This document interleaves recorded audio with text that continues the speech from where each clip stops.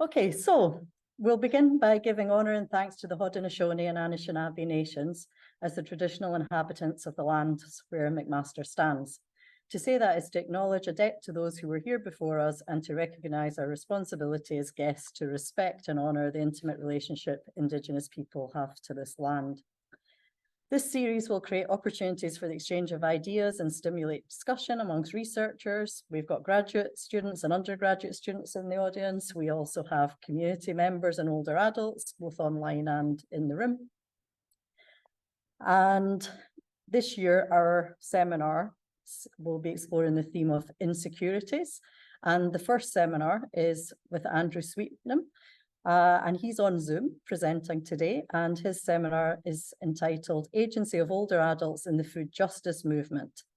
Andrew is currently a Ph.D. candidate in the Department of Health, Aging and Society, and he holds a B.Sc and M.Sc in Kinesiology with a specialization in Biomechanics. After applying his research knowledge in community settings, he discovered the cultural significance and importance of food to health and well-being. Andrew's doctoral research looks to examine the contribution of the lived experience of older adults facing food insecurity in advancing social change and informing policy development at the intersection of age, food, and well-being. And Andrew is also this year's postgraduate student scholarship from the Carol Canadian Award. Yeah, we often say Carol K. And just to ask yourself to keep yourself on mute during the presentation to avoid any background noise if you're on Zoom. Andrew will be presenting for about 40 minutes, and then we'll have about 20 minutes for a question and answer session. And if you do have any questions, type them in the chat box at any time, and we can read them on your behalf at the end of the question, at the end of the seminar, and at the start of the question and answer session. Or if you want to ask directly, just unmute yourself and you can contribute directly to the Q&A in real time rather than typing it in the box. So without further ado, I'll hand over to you, Andrew. Awesome, thank you, Anthea. Thank you for the lovely introduction and for the invitation to speak in the Gilbrea seminar series. So yeah, as Anthea mentioned, this presentation is for my PhD doctoral work, and it's entitled "The Agency of Older Adults in the Food Justice Movement." I'm a student in health, aging, and society, and so it's a qualitative study. So this is just an outline of my presentation for today. I'll start over with going over a statement of the research problem, as well as a bit of the background and context, as well as a theoretical perspective that underpins the research design, research questions, as well as the methodology and analysis. The data collection for this research project has just started 2 weeks ago, actually, so I don't have any results to present just yet. However, I have included some sample data to give folks an idea of what type of work that will be happening. And so in terms of the research problem, the context really is around, I actually didn't know that the seminar series for Gilbrea had a theme of insecurity. My research revolves around food insecurity, so maybe a different type of insecurity, but one nonetheless.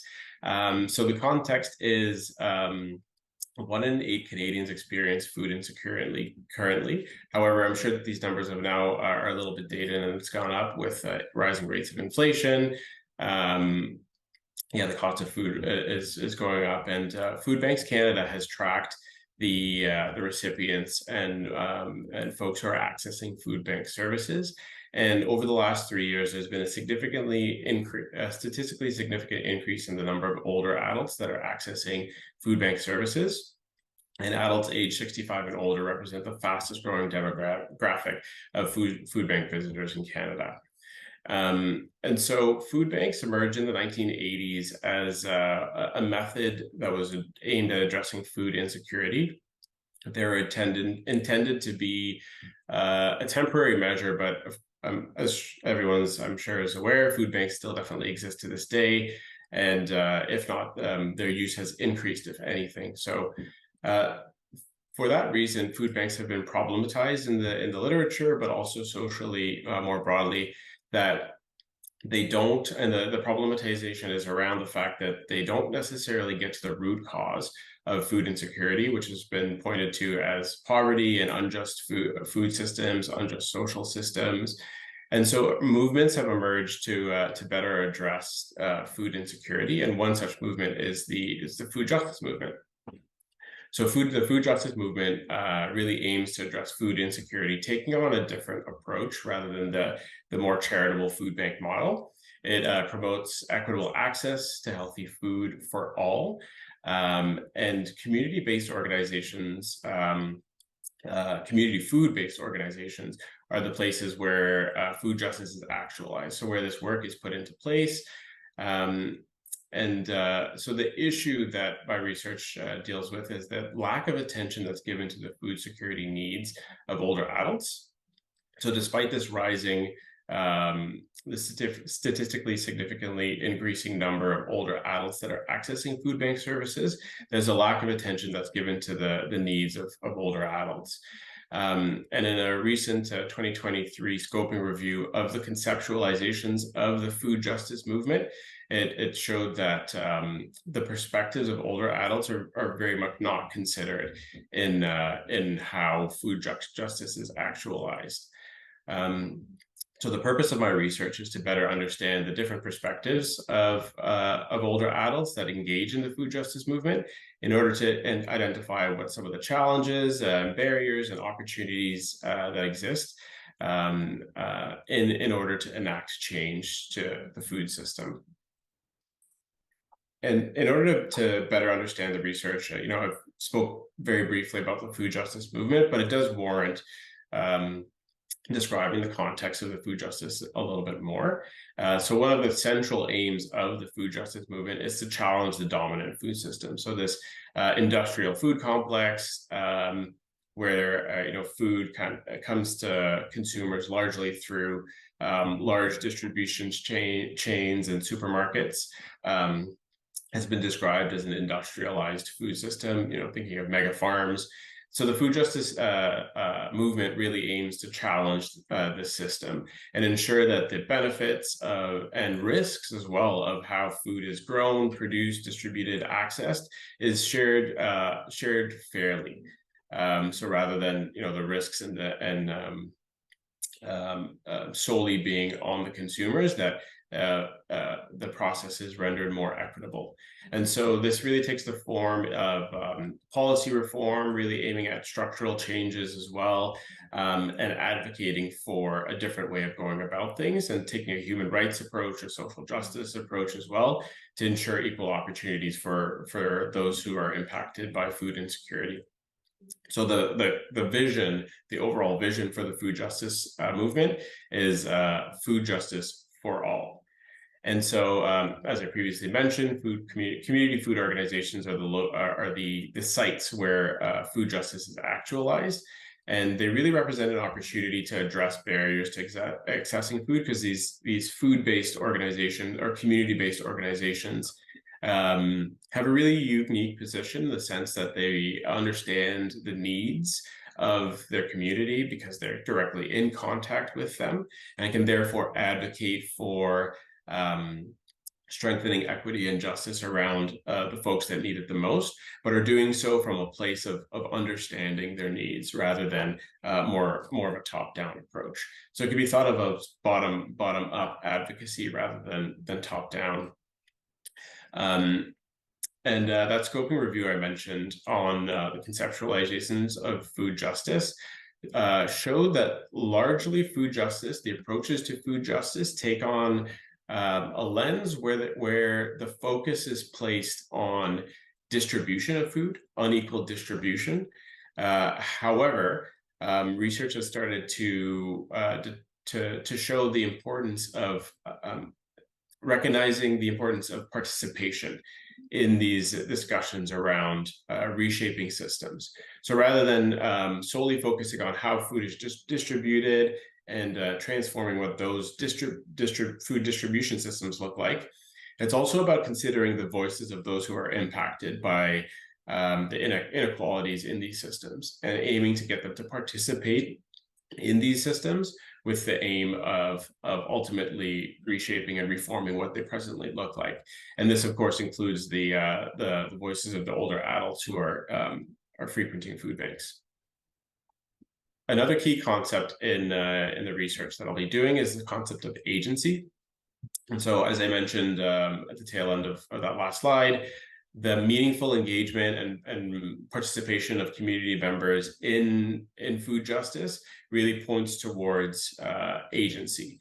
And so agency has been is a concept that's been used in a number of different fields of social research.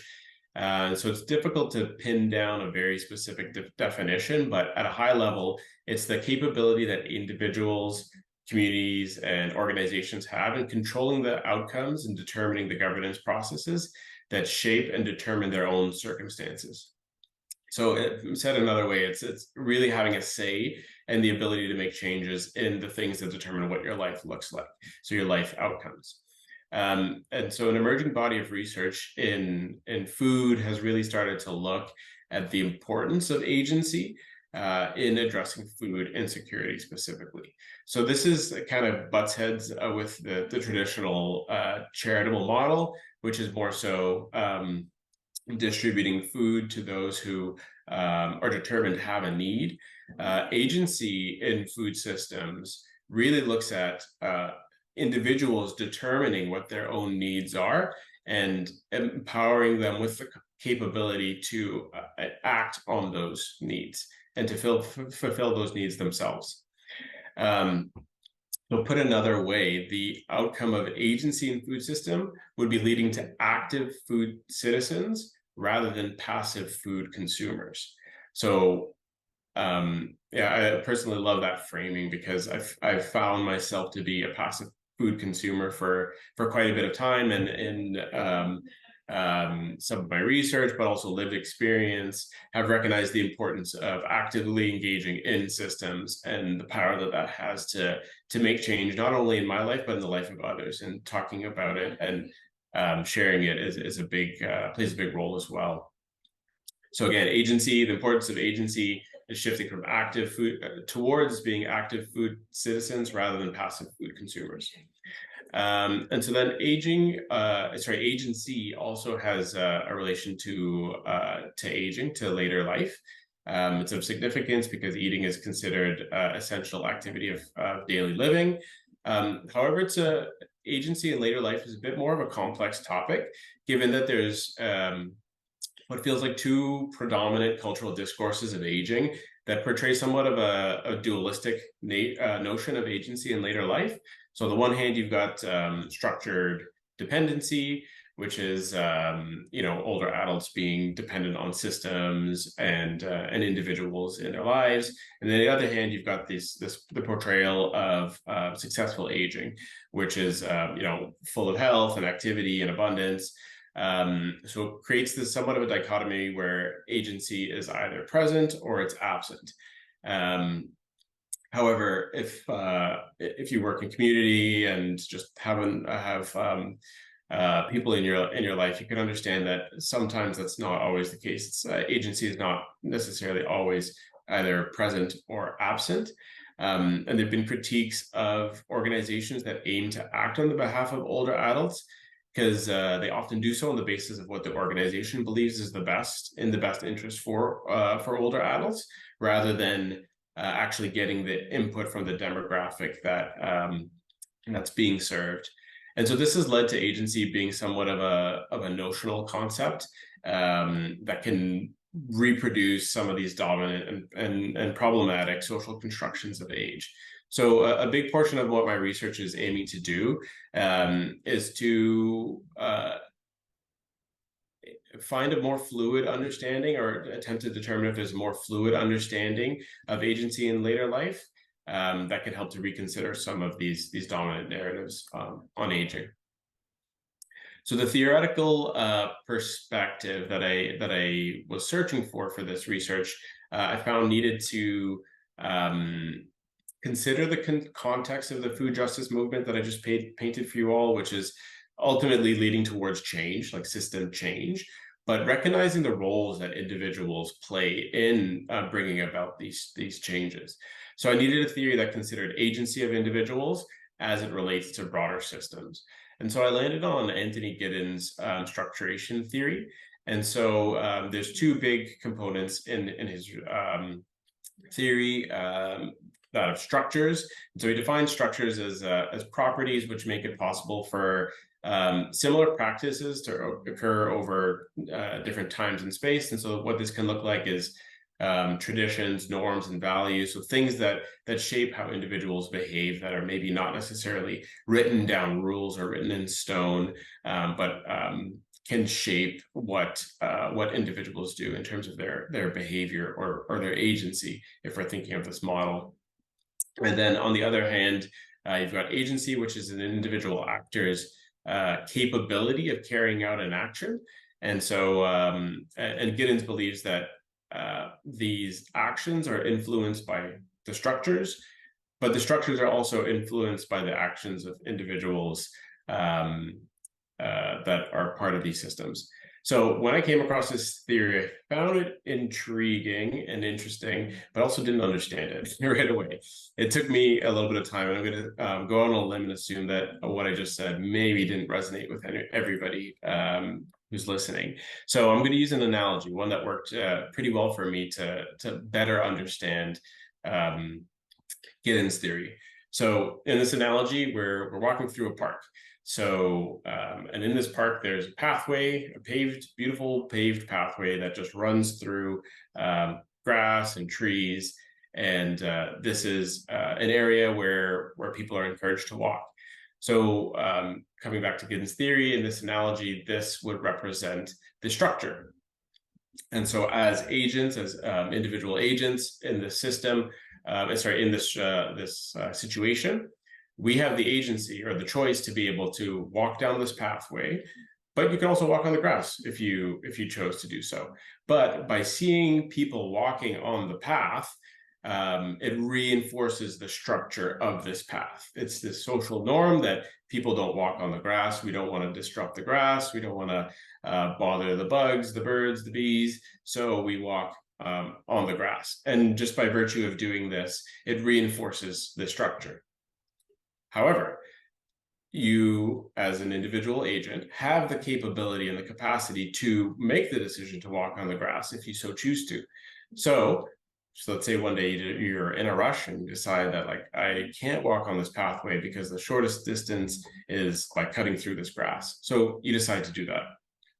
And maybe say you're going to school, let's say, for example, and somebody else sees you do that.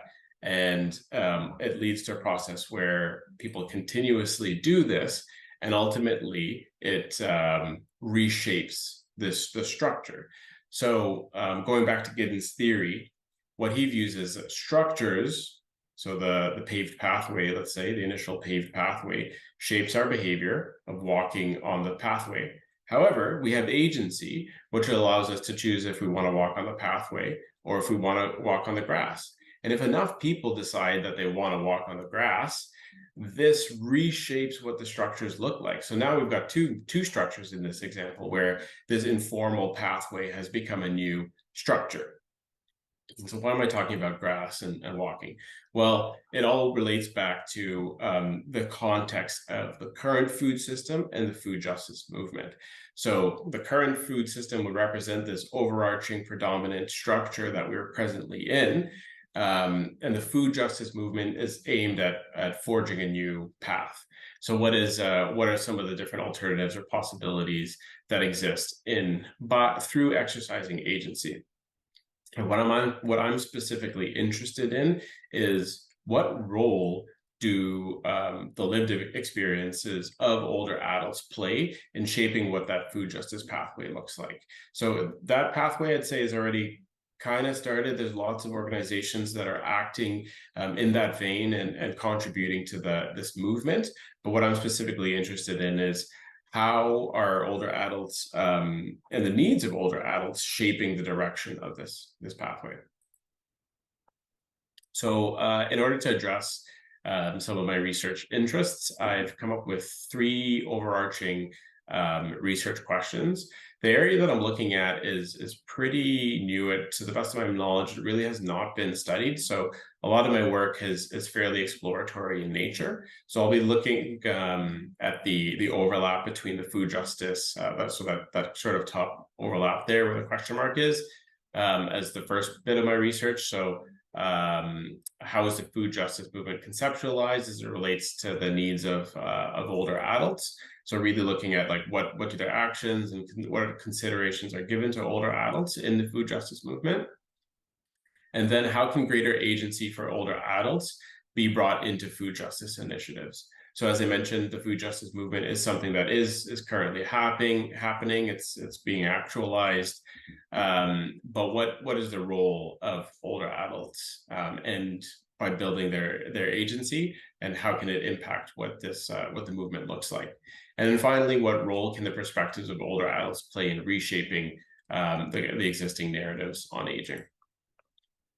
So, again, because my work is exploratory, I landed with a qualitative case study design, and this design allows the exploration of a phenomenon within its context, and allows better describing and understanding, and allows for the ability to use multiple sources of data. And so I'll have 3 case studies, and this is really aimed at developing a holistic view and understanding of a problem.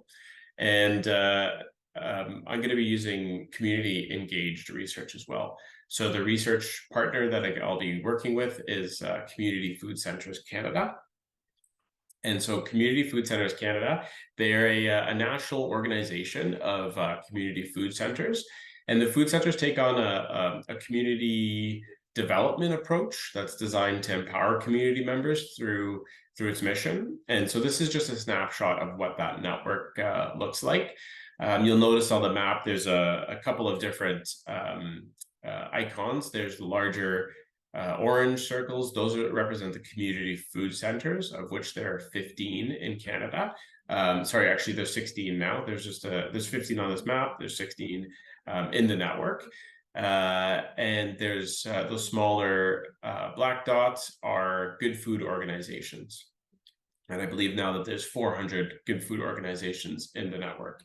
So I'll be working with the community food centers, so those larger dots there. And so the Community Food Centres Canada, the reason I selected them is because their mission is to build health, belonging, and social justice in low-income communities across Canada through the power of food. So their mission and vision really represents the ethos of the food justice movement. And as I mentioned a couple of times in this presentation, these are places where the food justice movement is being actualized. So maybe you noticed it on the map. I don't know how much time you had to kind of peruse, but I'll actually just quickly go back. So the food centers go as far east as Dartmouth in Nova Scotia, as far north as Iqaluit in Nunavut, and as far west as Kamloops in British Columbia. So really covering the map. And there is one, if you can see, in Hamilton down at the bottom there. And so actually, the reason I'm unable to be on campus today is because I'm actually presently at a community food center. There are 2 community food centers in Montreal, and I'm currently at Carrefour Solidaire. So that's their logo at the bottom left-hand side there. And then Hamilton Community Food Center is at the top there. The Hamilton Community Food Center is in partnership with Neighbor to Neighbor. And I believe the location is up on Lime Ridge Road. There's a couple of locations for Neighbor to Neighbor, but the food center specifically on Lime Ridge Road. And so the reason I'm showing you these images is to kind of give you an idea of the work that happens at community food centers. So talking about predominant narratives and discourses around food and food security, food banks are the predominant way that food insecurity is addressed. I'd say even in the mainstream media, food insecurity is largely, food banks are largely put forth as a means to addressing hunger. However, the food justice movement, which includes community food centers, take on a different approach. So again, these two photos are from Carrefour Solidaire in Montreal. And so on the photo on the right-hand side, if we're kind of looking at the background there, actually on both photos, you can see it's actually, this is a grocery store. So to the right of the lady on the right there, you can see that those are bulk dispensers. And then in the photo on the left, you can see some fresh fruits and veggies. So this is actually a grocery store with a three-priced system. So the lowest price is a subsidized price for low-income individuals. The medium price is basically a break-even price for the center. And then the highest price has a very small profit margin aimed at paying it forward and giving it back to those who are in need. And so one of the biggest distinctions, I'd say, between food banks and this community food center model, especially this grocery store, is that all are welcome.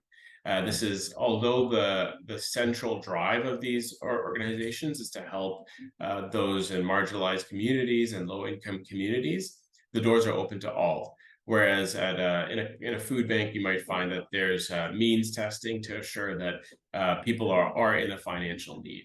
And there's been lots of problematizing with that approach, given issues of stigma and dignity with accessing food. So this approach this model takes on a bit of a different approach, where it welcomes all. And then on the left, there's a lady who's actually a community member who has prepared community meals. So this is another big program that Carrefour Solidaire offers. They do, I think it's twice a week, a free community meal. So no cost, no barriers to entry. Anybody could come and have a free meal. Actually, I just had lunch there. It was fantastic. It was a tuna salad. Anyone's curious. And they also invite community members to cook the meals as well. So that photo on the left is a lady, I think, from Eastern Quebec, who cooked some food from her cultural heritage and shared that with her community.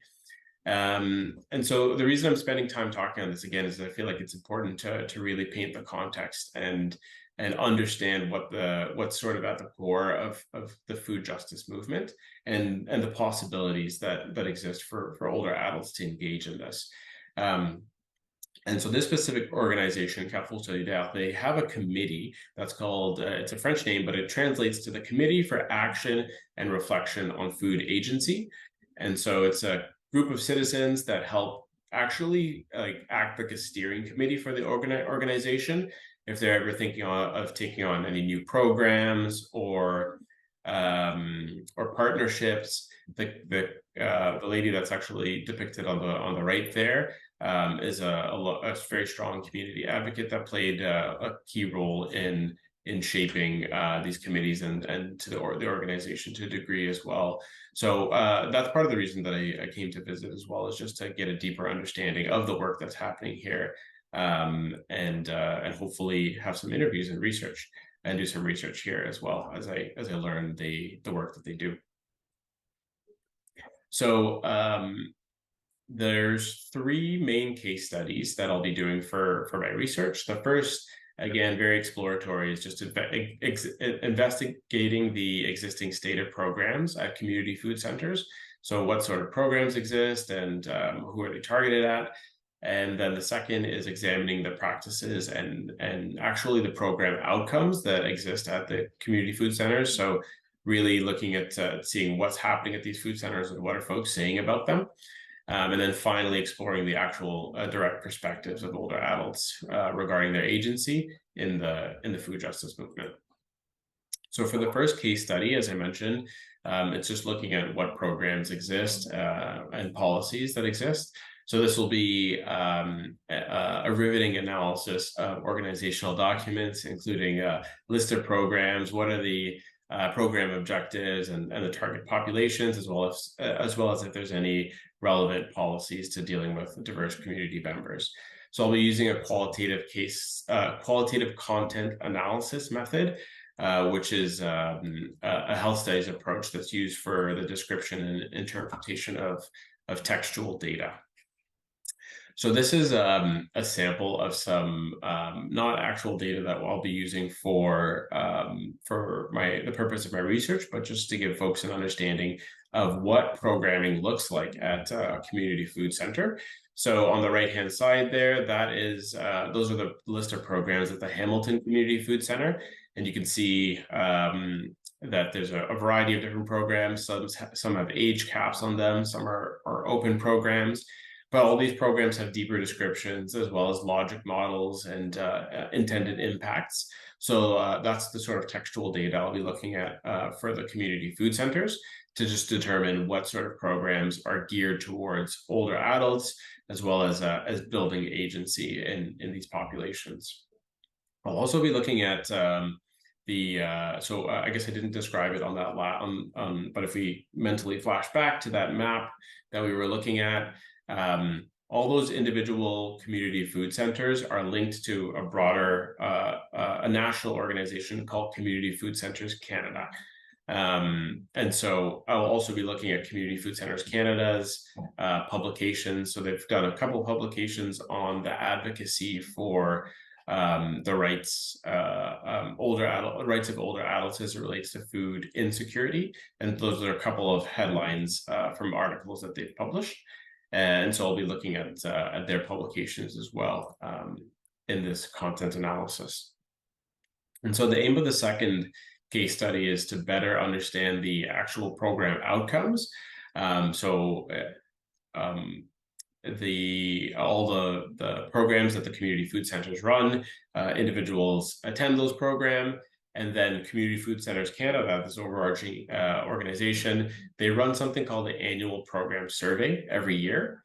And they administer it to as many community members as they can across the country. This actually just started 2 weeks ago. So it's composed of Likert scale type questions, as well as qualitative open-ended questions. And so for this year's survey, I've added a couple of questions of my own for my research into there. And those questions were determined using indicators from the literature on agency and empowerment that have been tested for accuracy, validity, and reliability, as well as being adapted for a lens that considers food insecurity, using language from the Food Insecurity Experience Scale, which is a measure that's used by the United Nations to determine food insecurity. So I crafted those questions up, and then it being community engaged research, there was input from community food center staff on rewording and massaging the wording just to make it a little bit more understandable for community members and just to get the best out of the survey questions. So that'll be one part of this case study. The second part is a participant observation. And so this is really aimed at creating a broader context or deepening the context and the understanding of what these community food centers programs look like. And also, as I mentioned earlier, the nature of agency in older age has been painted as somewhat of a binary, while participant observation gives an opportunity to move away from that, because expressions such as touch or voice or even viewing inaction, the lack of action as a representation of agency, can come through something like a participant observation. So I'll be analyzing the survey results or presenting them using descriptive statistics, and the qualitative responses will be analyzed for themes, as well as the field notes from the participant observation. So again, this data was not collected for the purpose of my research, but these are the results, or some of the results, I should say, from the Hamilton Community Food Center's 2021 annual program survey. And so just to give you all an understanding of some of the types of questions that the data that comes out from this. And so there's some descriptive statistics are related to a sense of community and belonging, and the source of healthy food, as well as qualitative responses in the forms of quotes.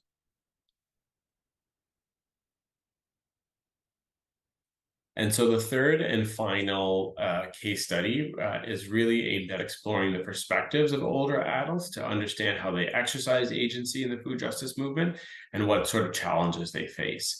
And so the interviews really help to gain a deeper insight into these challenges, the successes, and can help identify factors that support or hinder the agency of older adults in the food justice movement. And this will be really aimed at targeting and informing strategies to increase the participation and leadership of older adults in the food justice movement. So I'll be conducting semi-structured interviews with older adults that are involved in community food center programming. I'll be doing this at 4 to 5 geographically diverse community food centers. And so when I say geographic diversity, I mean rural, urban, small urban. And so for urban will probably be the Toronto Community Food Center. Smaller urban will be probably Montreal would probably count as larger. Hamilton might fall under the smaller, and then for rural, there's a community food center in Stratford, Ontario, as well as one in Perth, Ontario. So haven't landed on exactly where the interviews will happen, but likely in a mix of different city sizes, just to give some of that geographic diversity. And so aiming for 3 to 5 older adults per community food center, and the interviews will be analyzed thematically. So as with all the sample data, this again was not collected specifically for the purpose of this research. However, there are themes that are relevant and pertinent to what I'm hoping to learn more about in conducting interviews. So this is a letter that was written to the local community food center staff out in Stratford, Ontario, and it was published for National Seniors Week, I think a year or two ago. And so this is written by an individual named Magic. And what he says to the community food center staff is, as a younger man, I lived a busy life on a farm. After moving to Stratford a few years ago, I met my girlfriend and she introduced me to the local. At first, I would just come to meet her after a program, but I found I really liked how I felt when I walked through the doors. It was so positive and welcoming. Everybody remembered my name and would always greet me as a friend. I started joining in programs and coming to the community meals. Now I'm here almost every day. And when I'm not taking part in activities, I'm volunteering in the storehouse or the gardens, or making herbal tea for the folks that come to the community access market. I found companionship and I feel comfortable at socializing when I'm here. All of my life, I've never been recognized as anything but a fool. I moved through life believing I was one. They see something in me here I still don't really see in myself, something that the outside world has never seen. I'm valued. I'm accepted for who I am and the skills that I bring. I'm worth something here, and I no longer feel like a fool. The staff are incredible. The local is incredible, and I've even begun to like kale. Yeah, so that's a lovely letter from a participant at one of the community food centers, an older participant. And I've bolded some of the words that jump out to me in terms of the themes. So the companionship was one of the first ones, made me think of a sense of belonging, as well as being valued. It makes me think of self-worth. Also, the engagement and volunteering is an interesting one, as his Magic's journey begins more passively in terms of his participation at the community food center, just picking up his girlfriend, and just by virtue of being there, eventually works his way up to actually giving back. So participating in the programs, then giving back as a volunteer.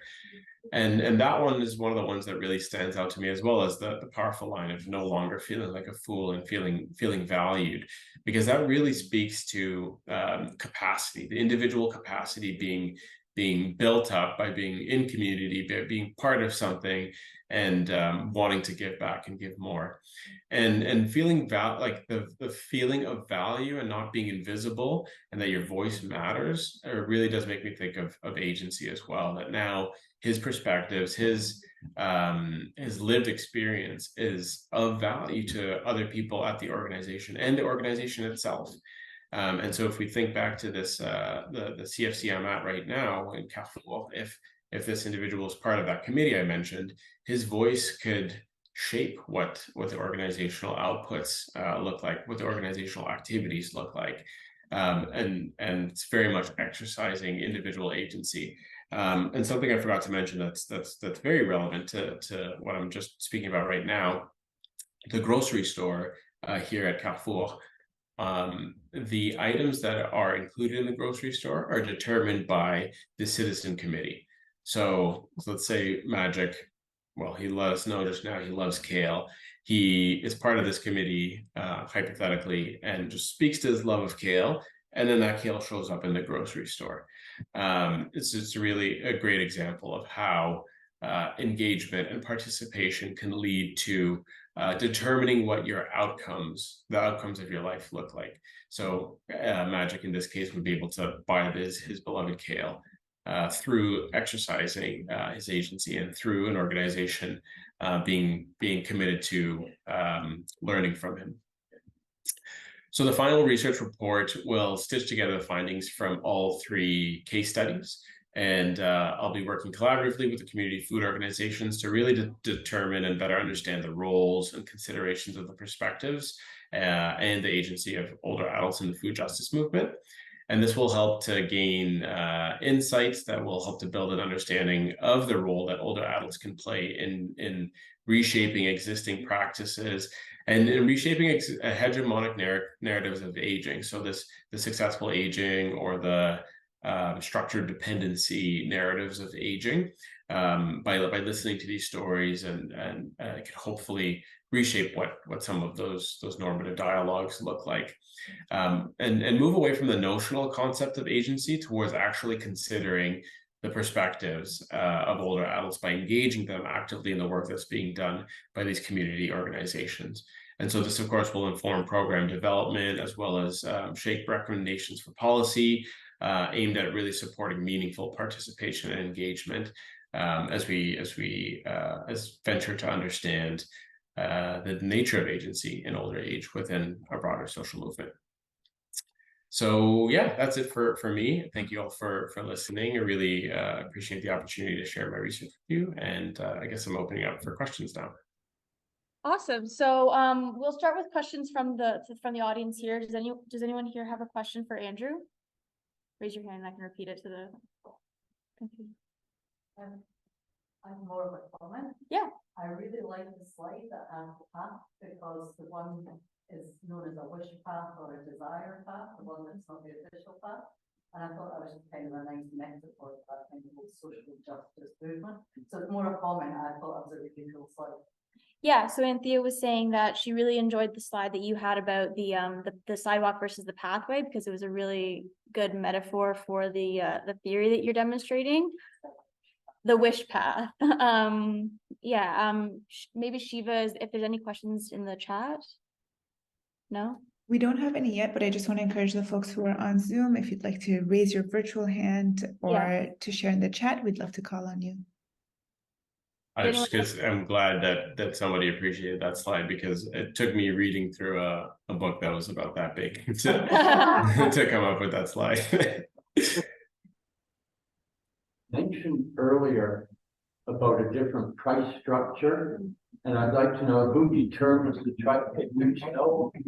means test or anything else. How are those 3 price structures determined, and who can use them? How does that work? Yeah, so it's very much a trust-based system, really trusting, building on the idea of solidarity and community solidarity, people looking out for each other and taking care of each other. So in terms of the actual, like, who gets to choose which price, it's open in that sense. However, how the prices are determined is, I believe it very much varies by the product. But I think I'm just going to use really rough numbers of like profit margins of like the lowest price I think is close to like fully subsidized, maybe even like a negative profit margin. The middle price is maybe about 10%, and the highest price is like 20 to 30% of a profit margin. And these are on, small, 20, 30% maybe sounds like a lot, but when you're talking about, bag of cereal or granola or something like that, that's just, you know, $5-6. It's not a really huge amount. Ask a follow-up then. Yeah. The national office for all of this, how involved is the government, and is it operated through government grants, and if so, how much? Sure. Yeah, a little bit, not a lot. I'd say not 100% sure what the ballpark figure would be like, but I'd say around 10 to 20% might come from government funding. The provincial, sorry, PHAC, the Public Health Agency of Canada, I think, has given a decent amount of funding, given the relationships between food and health. And but however, the nature of that funding is largely tied, as most funding is tied to specific projects. However, the national organization provides annual funding to these community food centers across the country, not 100% of their budget, but in some cases a very significant amount. And so in order to be able to give funding out like that, the funding dollars need to be unrestricted. So this largely comes from individual donors. There's a large individual donor base, as well as private foundations that have an interest in moving the needle on community food insecurity. Awesome. Thanks, Andrew. And Sarah asked in the chat the question that I was going to ask, which is, speaking of paths, what led you to explore the intersection of older adults and food agency? Yeah, I guess it's a good question. It's a bit of a life story, I guess. I used to work at a volunteer as a food bank, at a food bank, just to get my high school volunteer hours. And as Anthea mentioned, I went to school for kinesiology, and then ultimately left that, and I went to Asia for a little while, and that's where I discovered my love of food. And when I came back to Hamilton, I worked in the community food sector with an organization called the Hamilton Victory Gardens, and then after that, a community health center in Hamilton. So largely working around food and access to food. But I would say that in doing that, I recognized the pervasiveness of the charitable model of what I witnessed when I was this volunteer at a food bank in when I was in high school. And in thinking critically as an adult, it's like it's very demeaning for like even a high school student to say, no, sorry, you know, sir, you're not allowed to have this or that. It's really not the most positive experience. And although it wasn't present at every single organization that I worked with as an adult, I'd say that was the narrative, and agency to me represents the opposite of that. This is very much self-directed. People who choose the food that they want, how they want to eat it, who they want to eat it with, free of judgment, full of dignity, and I really believe that that's the direction that the food security movement needs, and it takes a community to very much get behind it and do it. And again, grateful for the opportunity to share with you all today, because it feels to me that the pervasive narrative around food insecurity is largely one that's focused on the charitable model, and not a lot of folks are aware of these more solidarity, community-based, community-supported type of programs that I've come to find myself very, very passionate about. Fantastic. What a great answer. Thanks, Andrew. Hey, Andrew, thanks so much for your fantastic presentation. This might be a bit unfair because we just asked you similar questions at your comps. I'm really interested in how we translate some of our concepts to the people that we're working with. So when you're thinking about your third case study, when you're engaging with older adults and the focus seems to be on agency, do you have a sense on how you might try and kind of negotiate that concept with folks, or how might you get them to think about agency in a way that they might not have even thought about it before? Yeah, it's a great question. So I guess a big part of the community-based research approach has been working directly with community organizations. And when I was talking about the survey, you know, I mentioned all these different indicators and measures. And I'm going to be totally honest, when I wrote those questions and I gave them to the community organizations, they were like, what is this? What is this? Very academic language, not even mentioning agency. But it's like still language that's not very accessible.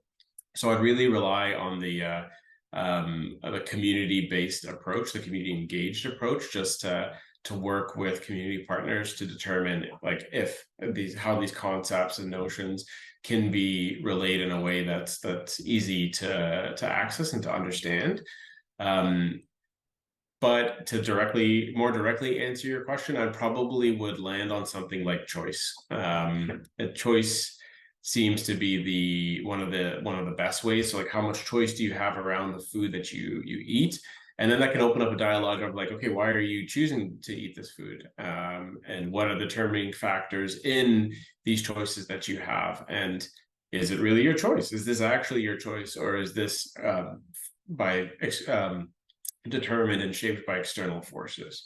So I'd probably, like lean on something like choice to describe agency. Thanks. Well, if that's all, then I can wrap it up. Thank you so much, there was a comment in the chat. Thank you so much. Thank you so much, Andrew, for your presentation. I do want to just wrap up by reminding everyone that the next Gilbrea seminar will be on Tuesday, November 28th, and it'll be Dr. Amy Barron from the University of Manchester. As well, a plug for Shiva and I's own series, Has Talk, will be holding their next seminar on November 16th, where Jessica Maxwell will be talking about her research as well. So thank you all for joining, and have a great day.